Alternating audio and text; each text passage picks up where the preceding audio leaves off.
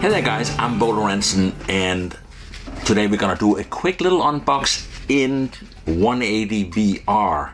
As you know, I've been trying to video boats and sailing boats using 180.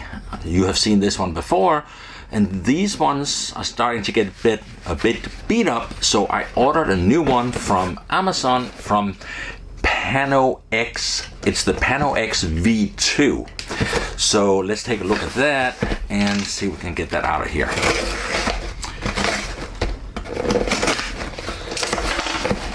I should probably have brought a couple of lights to the boat, but we're gonna have to deal with what we got. Box is empty. Off it goes. And here is the box, the PanoX V2 right there. And it has a couple of features. I don't know if you can see that. That says 12K. That is 12K stills, and it has 4K live streaming in 180, and so it can stream through your phone, for instance, to Meta or to Facebook in 180. Now, it can also do 5.7K, it should say somewhere here, 5.7K video recording. And finally, it has one more feature. It is 7 frames per second, 8K. So kind of like a time-lapse 8K. One more feature. And another feature it has is that you can do blue line. Blue line is when you walk it on a stick, say for a couple of miles, and then you upload that to Google Maps, and it becomes a blue line. So for instance, if you're doing hiking trails or something, it'll become so you can click and look around in the spheres, and this does blue line. That is something that PanoX/LabPano has been doing for quite a lot of years, so they have a bit of street cred in terms of blue line. Anyway, that is the main features of this camera. Let's crack it open and take a look at it. Somewhere there should be a beginning to this box. That seems to be it. Let's close this box cutter, because, you know, box cutters these days are like weapons of mass destruction. Let's try to not get hurt. That goes over here. And like that. There we go.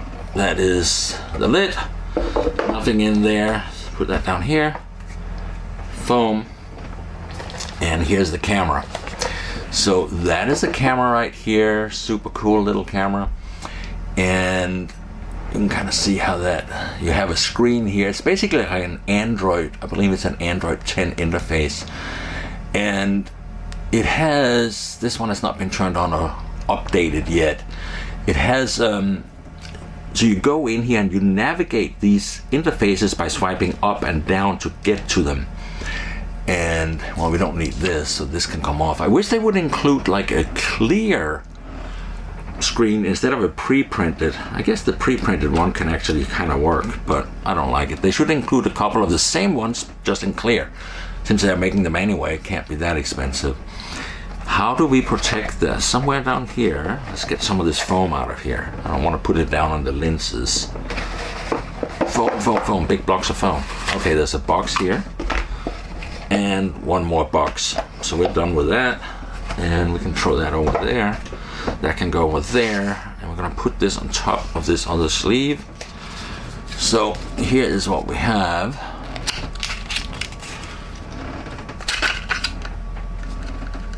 Empty. And oh, everything these days comes with one of these lens cleaners. Lens cleaner is always good. Quality inspection passed 01. So, and then there is a couple of manuals and a couple of disclaimers.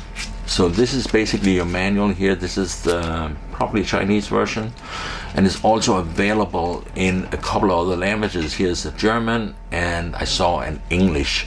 So it's a very straightforward, simple manual, and I know already that this is also available on the internet, so you can hop online and get a easier to read and download it to your phone and have it with you. Let's crack this one open. There and there. So here is two more things. The one, and maybe the most important, since we have this, it's a fairly heavy neoprene sleeve, so this goes in here, and there is a cool little feature here. See that little hole on the side? So this tucks in, and you can see the charging port is right there in this hole. So when you're not using it, you can plug it in with a charging port. Oh, this is funny.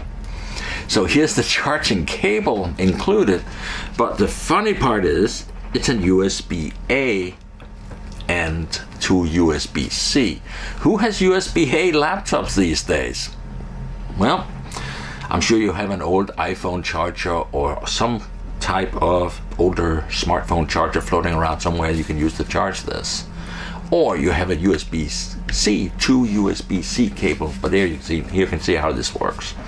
This comes in right here so that this is protected while you have it charging somewhere. That's very convenient because I am always worried about damaging those lenses. Let's put it back out and see if we can fire it up.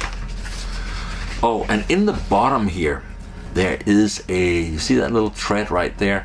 That is a 1/4-20, so you can put it on a selfie stick and put it up there, and you can do spheres. And I actually shot a sphere, and I'm going to link to it right here in the bottom of the video. And I also have a bit of a sailing video that you can see. I also put a link in the bottom that you can check out, which was shot with a similar camera. So that is going to be up there too. Check it out. Here you go. Here it is. We're out again. And now before you can start using it, you have to put in a micro SD card. It does not have internal storage as far as I'm aware. So you need to put a micro SD card into it. And of course you also need to charge it. Let's try to see if there's any power on it. Oh, look. It is booting up. How far did we get? It's just kind of booting up and showing us that it's running. Hello. My guess is now once this is booted up, I need to connect it to the house Wi-Fi, and then it's gonna probably update itself a couple of times before anything else happens. And having said that, oh, here you go. So the first thing we have to do is select English, being I'm obviously speaking English at the moment. And now it is asking, it won't go any further till I connect it to my Spectrum internet here on the boat, or actually in the locker in front of the boat we have got Spectrum, so that's what we're gonna have to do, connect it to the internet.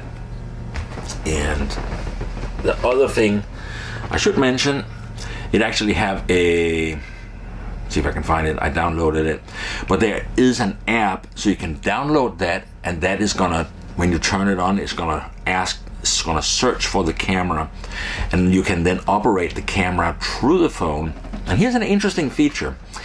This camera, unlike many of the cameras out there, you can go in and find a video or a panorama you shot in the library, and you can render it directly on the camera. So it's gonna finish the file, and when you take out the micro SD card and put it into your laptop, you will see a rendered 360-degree file. And that is what I did with another one of these cameras for the bit of sailing video that you see up on YouTube and DVO VR already. That was shot exactly like that, and I then rendered it in the camera while I was still sailing, and I just dumped it and straight up, so there's nothing else to it. That's not entirely true. I did stabilize it a bit more because boat movements are really hard to stabilize apparently. Most cameras kind of, if you put them on a drone or a selfie stick, they're rock solid, but the boat moves so slowly that I feel it's the pickup time for the sensor doesn't quite keep up.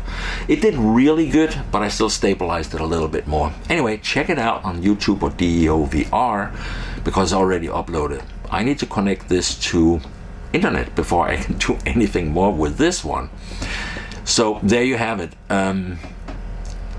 If you like videos about sailing and about some of the gear I use, definitely subscribe, click like, and do me a favor and share the video around so that we get some more views on these, because My videos, I'm lucky to get one view. Thank you so much for watching. Hope you have a great afternoon.